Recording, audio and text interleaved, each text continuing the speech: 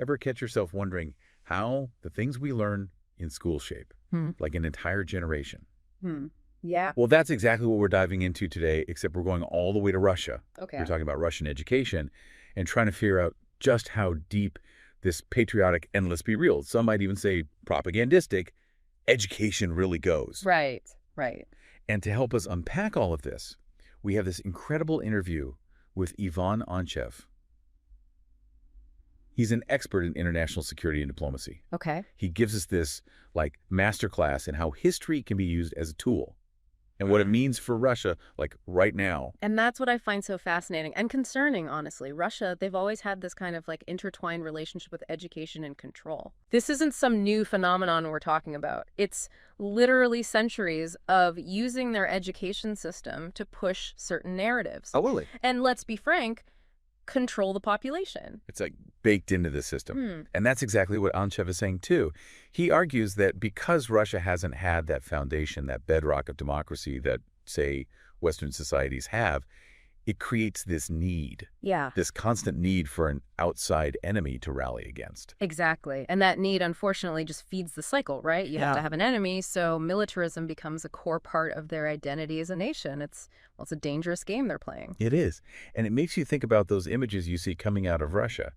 Kindergarteners in military uniforms, tanks instead of toys in their hands. And that Z symbol, plastered everywhere. It's chilling. It's unsettling, for sure. And it's easy to think, oh, this is just Russia, but sadly, it's not.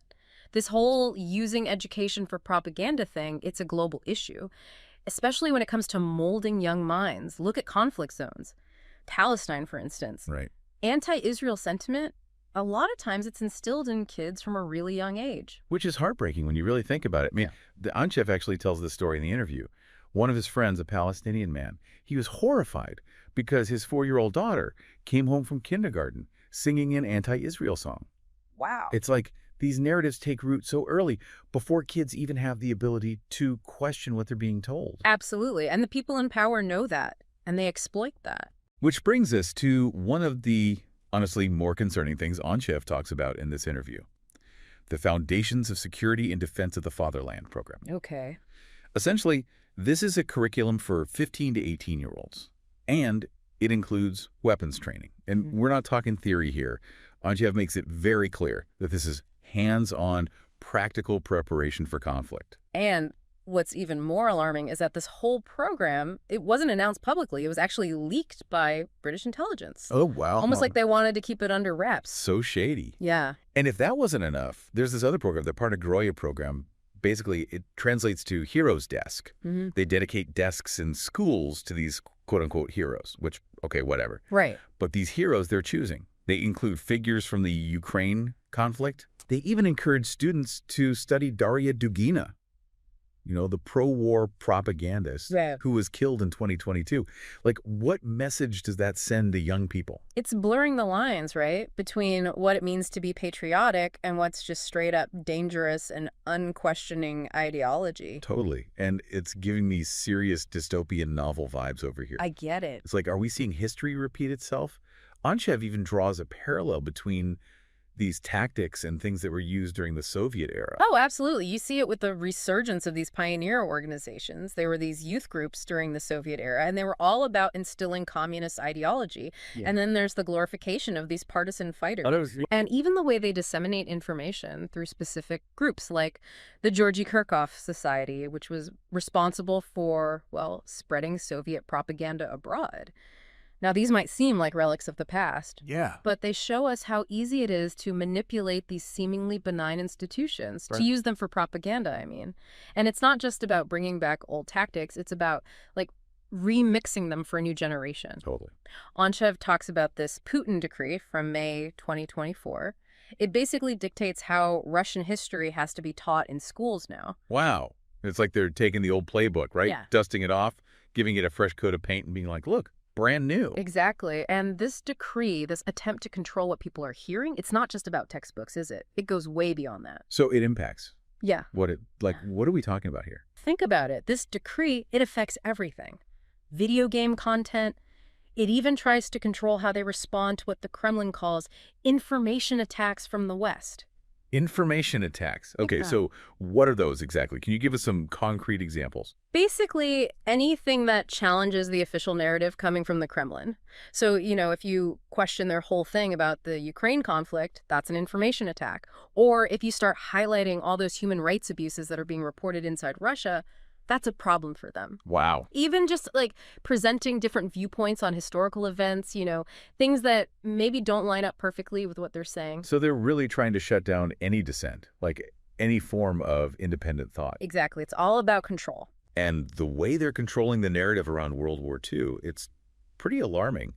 Anchev says that even questioning the Soviet Union's leading role in World War II, that can land you in legal trouble, like actually criminal prosecution. It's wild, isn't it? It's like they're literally trying to rewrite history, and they're silencing anyone who dares to question their version of events. It's scary, honestly. Like, what does this even mean for academic freedom, for journalism, for just having an open dialogue about anything? It's a chilling effect, for sure. And it's not just happening in a vacuum. This is Russia, right? A major player on the world stage. That's what I keep coming back to, is like, okay, this is a bleak picture for what's happening inside Russia.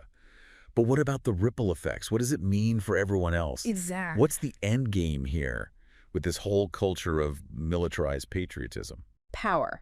Plain and simple. Russia wants to be a dominant force globally. And this whole meticulously crafted education system, it's a tool, a way to get there. You're saying they're creating a generation that's primed for conflict.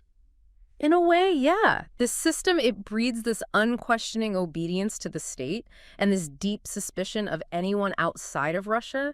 It's us versus them, plain and simple. And we know where that leads. History has shown us time and time again. Exactly. And that's why understanding how these narratives are built, how they spread, it's crucial. It's about empowering ourselves to be critical thinkers. To really examine the information we're consuming. Yeah. Right, no matter where it's coming from. Exactly. It's a lot to think about. Anchev definitely leaves us with a lot to unpack here. He asks, like, what happens when a society can no longer question its past? Or even, like, critically examine its present? It's a question we should all be asking ourselves. Because the truth is, we're all susceptible to manipulation, to some degree. It's true. The only way to combat that, to protect ourselves, is to stay informed, to expose ourselves to diverse viewpoints, and maybe most importantly, never stop asking questions. Love that. It's like we're in this web of information, just bombarded constantly with all these different sides and different narratives. It's like, how do you even untangle it all? Where do you even begin to figure out what's true? That's the million-dollar question, right? Yeah. I mean, what Anchev is saying, it really highlights how easily we can get caught up in these narratives, especially these days when information spreads so fast. Yeah, and it's like, is it even possible to win? But you're right, recognizing it, that's got to be the first step, right? And this deep dive we've done into Russia's education system, it's eye-opening for sure. Definitely. To see how a government can just systemically, I don't know, mold how an entire generation sees the world just through education. It's a lot. It is. And it reminds us, that education, it can be used for good, but it can also be a tool for something much darker. Right. Like a wake-up call, honestly, for all of us. To really examine the narratives we're being fed in our own countries globally, it doesn't matter. So, like, what do we do? How do we take what Anchev is saying, all these insights, and actually apply them to our own lives? How do we become, like, smarter about the information we're consuming? Well, it starts with thinking critically, right? Diversify where you're getting your information from. Listen to different perspectives, even if you don't agree with them. And be open to having those conversations, even when it's tough. And what about our own biases? Oh, huge. Like, we all have them, these preconceived notions and experiences that shape how we see things. You're totally right. And being able to recognize your own biases, that's key to thinking critically. It's about being willing to say, okay, maybe I don't have it all figured out, and being open to having your perspective challenged. It's a journey, for sure. Well, this has been a fascinating, honestly pretty intense deep dive into Russian education. And honestly, it feels like we've uncovered more questions than answers. It always does, doesn't it? It always does. Yeah. But hey, maybe that's a good thing. It means we're starting to peel back the layers and really wrestle with this stuff. And for anyone listening, if you want to go deeper, highly recommend checking out this interview with Ivan Anchev. You can find the link on our website. It's worth a listen. It is. It really makes you think about the power of education and what's at stake. All right, everyone. Until next time, stay curious, keep asking questions, and we'll see you on the flip side.